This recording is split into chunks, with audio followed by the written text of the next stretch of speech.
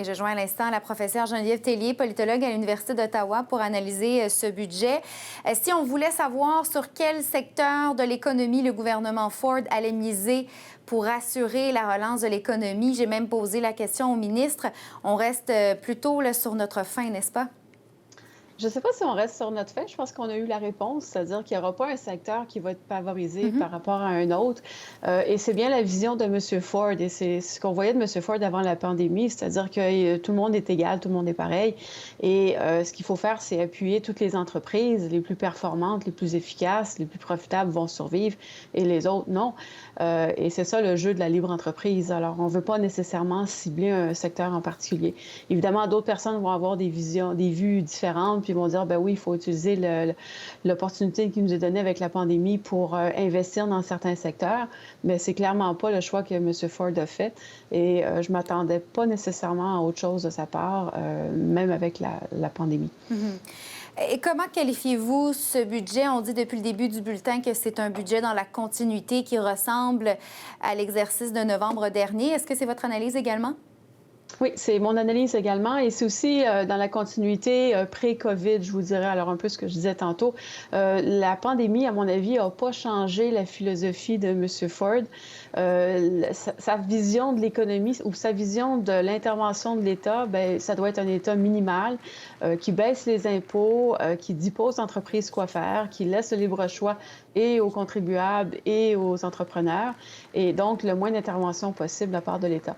Évidemment, la pandémie a tout changé ça parce que le gouvernement doit intervenir, évidemment, puis on le voit avec notamment le plan de relance. Mais pour M. Ford, et son ministre des Finances l'a dit aussi très clairement, l'idéal, c'est de revenir très rapidement à la normale étant ce qu'on vivait avant la pandémie.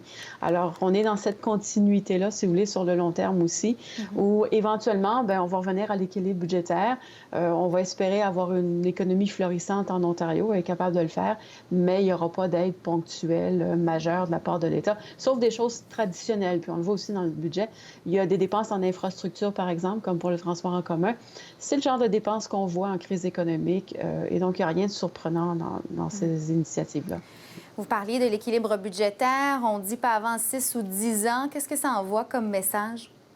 Bien, on a déjà un horizon. Alors, on aurait très bien pu avoir un budget qui aurait dit, comme en Alberta. En Alberta, c'est ce qu'ils ont décidé de faire, de ne pas donner de date. Alors, dire oui, on va revenir à l'équilibre budgétaire, mais on ne vous donne pas de période, là. On ne vous dit pas quand. Le fait de dire, on insiste beaucoup sur le 10 ans, quoique ça peut être plus rapide si ça va mieux, si l'économie va bien. 10 ans, c'est intéressant. Je ne sais pas si vous vous rappelez, en fin de semaine, Erin O'Toole, le chef du Parti conservateur fédéral, avait dit lui aussi que s'il était élu, il ramènerait l'équilibre budgétaire à 10 ans. Alors, est-ce que ça va être quelque chose qui va être suivi par d'autres provinces? Ben, on le verra demain avec le Québec. On le verra avec le fédéral éventuellement. Mais je pense que pour M. Ford, l'objectif a été atteint en ce sens qu'il est capable de dire aux électeurs, puis surtout à sa base, regardez, j'ai un plan, voici mon objectif. Vous m'avez élu pour la responsabilité financière et donc je vais maintenir ce principe-là et mon objectif, c'est de revenir le plus rapidement possible à l'équilibre budgétaire, sachant très bien qu'en ce moment, bien, c'est des circonstances totalement exceptionnelles.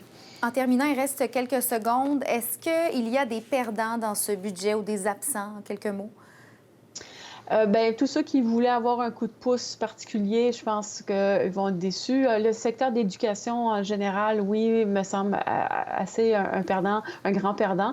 Un petit perdant, mais majeur, ce que j'ai noté, c'est que le ministère des Affaires francophones, son budget augmente. Par contre, le ministère des Affaires autochtones, son budget diminue. J'ai de la misère à m'expliquer ça. On ne parle pas de grandes sommes. Puis j'aurais cru comprendre ou espérer que M. Ford aurait compris que certains groupes minoritaires doivent être protégés. Ça a été fait avec la francophonie, mais pas avec les affaires autochtones, puis ça m'étonne. Très bien. Geneviève Tellier, politologue à l'Université d'Ottawa. Merci beaucoup. Ça me fait plaisir.